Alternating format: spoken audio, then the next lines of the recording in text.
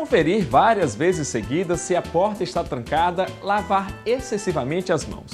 Esses são só alguns dos exemplos mais comuns do TOC, o transtorno obsessivo compulsivo. Uma doença que afeta 1 a cada 50 pessoas aqui no país e que se caracteriza pelo aprisionamento da pessoa por pensamentos e comportamentos repetitivos e sem sentido. Esse é o assunto que vamos abordar no bate-papo com a psicóloga. Mas no Viva Saúde de hoje você vai ver também. Se você não conhece as vantagens da fitoterapia, não pode perder o quadro Vida Alternativa. Essa terapia que ajuda no tratamento de doenças com o uso de chás naturais. Mas se você está querendo entrar em forma se divertindo, não pode perder o quadro Sua Saúde, que hoje vai mostrar uma aula de jump. Tem ainda o Vida Saudável trazendo os benefícios do kiwi. Tudo isso é o que você confere a partir de agora no seu Viva Saúde.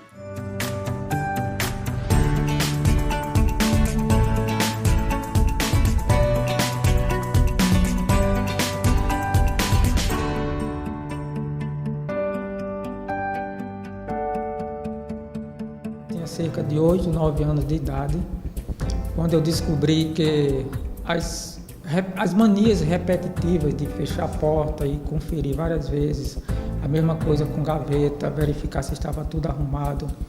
Quando colocava sapato também, eu comecei a perceber que eu repetia muito, né, essas atividades. Eu comecei a me sentir mal, eu não sabia o que estava acontecendo. O que seriam apenas tarefas simples do dia a dia se transformavam em muito sofrimento. Quando eu comecei a perceber que eu tinha que repetir várias vezes algo que eu tinha que fazer, como uma delas era colocar o material escolar dentro da bolsa e verificar se o material escolar estava dentro da bolsa. Eu tinha que abrir a bolsa, fechar e verificar isso várias vezes. Então eu comecei a perceber que isso estava me angustiando. E eu comecei a pensar, mas por que eu faço isso? Por que eu tenho que repetir isso várias vezes, 10, 15, 12 vezes? Então eu comecei a ficar angustiado e comecei a questionar o porquê que eu tinha que repetir várias vezes uma atividade. Então eu comecei a me sentir muito mal, muito angustiado, questionava a mim mesmo se eu não era louco, né? E por que isso? Eu olhava para as pessoas, não tinham isso, e só eu tinha, e eu não me sentia nada bem com isso que manifestava. A angústia de Rogério era resultado do TOC, o transtorno obsessivo compulsivo que começou a se manifestar ainda na infância. Durante décadas, Rogério foi escravo dos comportamentos repetitivos até que ele próprio descobriu o que eles representavam. Hoje, aos 57 anos, Rogério afirma que conseguiu se livrar do TOC por conta própria, pesquisando sobre o assunto e lutando sozinho contra o transtorno. Uma vitória que nem todo mundo consegue sem ajuda. Eu digo que eu me livrei por conta própria, mas não é todo mundo que consegue, né? Existem algumas manifestações de TOC, eu sei, já li muito sobre isso, precisa de buscar ajuda, um acompanhamento de um especialista, de um profissional que entenda, porque são raríssimos casos de alguém que consegue se livrar sozinho. Eu posso dizer que eu sou um caso muito raro, mas eu não aconselho ninguém a tentar se livrar só. É necessária a ajuda e uma orientação de um profissional. O transtorno obsessivo compulsivo, ou simplesmente TOC, é o assunto que vamos abordar agora no bate-papo com a psicóloga Thaís Fernanda Souza, que já está aqui do meu lado. Primeiro, seja bem-vinda ao Viva Saúde. Obrigada, eu que agradeço. Bom, então vamos começar já. Vamos explicar. Muito se fala hoje em dia, fulano tem TOC e tal, mas na prática, o que é exatamente o transtorno obsessivo compulsivo? Bem, a princípio, quando se fala de TOC, é importante a gente saber diferenciar as obsessões das compulsões, né? Na verdade, para você ter um diagnóstico de transtorno obsessivo compulsivo, você pode apresentar tanto as obsessões quanto as compulsões ou os dois associados. As compulsões, na verdade, é o comportamento repetitivo de algum ato, algum gesto, e as obsessões, na verdade, é algo mais intrínseco, é algo mais de pensamento, é aquilo que me obriga a fazer algo, é aquele impulso que eu tenho de fazer esse comportamento repetitivo. Então, eu posso apresentar a compulsão ou a obsessão. As pessoas geralmente pensam isso, que é Sim. algo terrível, grave vai acontecer. Sim, por mais que sejam comportamentos simples de trancar uma porta, mas eu posso pensar que se eu não der, eu tranco uma vez, a porta está trancada. Mas pode ser que se eu não trancar 3 vezes, então alguém vai entrar, porque 3 vezes é que me dá segurança para isso. Então é algo muito mais interno, é algo, uma necessidade emocional, uma angústia emocional muito mais intrínseca a quem tem esse transtorno. E o que é que isso pode trazer de consequência para essa pessoa? Você falou aí que é uma angústia, traz muito sofrimento, mas pode trazer algo mais grave ainda? Pode, porque existem pessoas que perdem emprego, né? Porque não conseguem finalizar uma tarefa, né? O famoso perfeccionismo extremista, né? Existem pessoas que não conseguem finalizar tarefas simples porque o padrão de perfeição que para eles é normal impede de que isso seja realizado.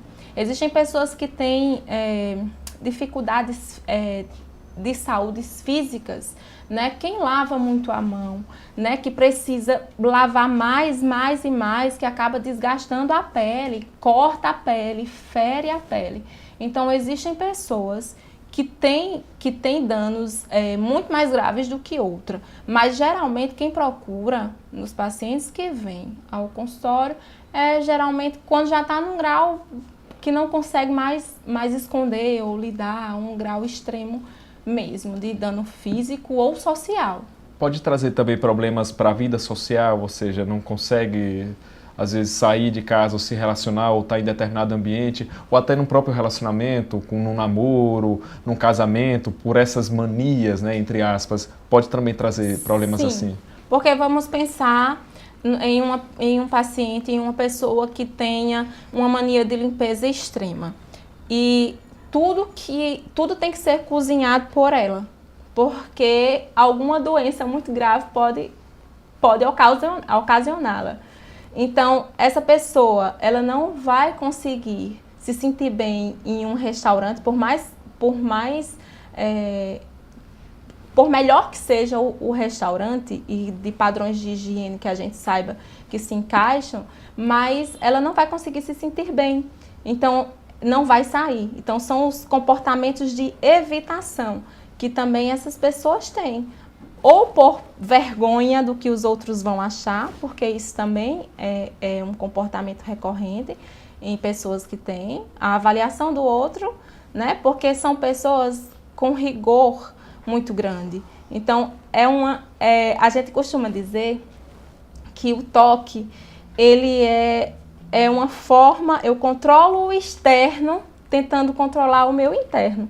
E pelo que você está falando, pode se manifestar das mais diversas formas, né? Isso. Agora, a gente poderia apontar uma causa, ou seja, o que é que provoca, o que leva uma pessoa a desenvolver esse transtorno? É complicado falar sobre a etiologia desse transtorno de toque. O que a gente pode entender é que são pessoas de estrutura de personalidade muito rígidas, são pessoas muito perfeccionistas e que, se a gente for ver no histórico familiar, no desenvolvimento infantil, são pessoas que passaram por relações de rigidez, de muita cobrança, também, de que cresceram nessa normalidade de que precisa realmente ser bom e que, se não são bons, pode ter alguma consequência. Então, assim, são pessoas de estrutura de personalidade rígidas. Etiologia é complicado falar. No entanto, a gente pode, o que a gente consegue observar são os fatores estressores. As pessoas, quando se manifestam, por que se manifesta hoje e não se manifestou há um ano atrás, né? Então, existem pessoas que são mais sensíveis a algumas determinadas situações. Então, eu passo por alguma condição que foi estressora à minha condição emocional e aquilo foi tão forte naquele momento, eu fui assaltada, né? Digamos, eu fui assaltada e aquilo me causou uma ansiedade tão grande que depois desse assalto eu posso apresentar algum transtorno, seja toque ou outro, né?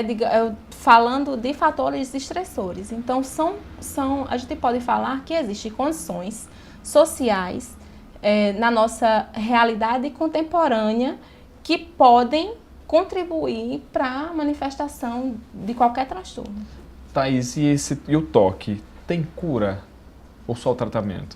Existe tratamento, um prognóstico muito bom, porque 70% dos pacientes conseguem redução de sintomas e 30% conseguem extinguir os sintomas.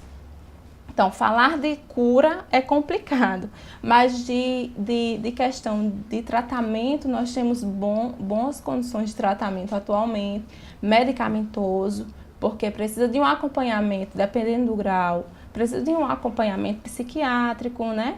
Porque é um transtorno muito difícil, de muito sofrimento, como eu mesmo falei, que tem a questão da ansiedade. Então, baixar um pouco essa ansiedade, né? Os medicamentos que são utilizados também, são medicamentos utilizados também para depressão, que dá essa baixa dessa ansiedade. Então, hoje a gente consegue ter um prognóstico muito bom com um tratamento adequado, né? Geralmente com tratamento psiquiátrico, medicamentoso e as terapias cognitivo-comportamentais. Agora, é importante também que essas pessoas procurem o mais rápido possível um especialista, um psicólogo, que os familiares também percebam esses sinais logo no começo, porque, ou seja, é algo que vai se agravando com o tempo? Sim. É algo muito preocupante, na verdade, porque o que a gente percebe é que essa busca só vem quando já está no extremo. Então, essa atenção aos sintomas iniciais, né? A um excessivo comportamento repetitivo, né?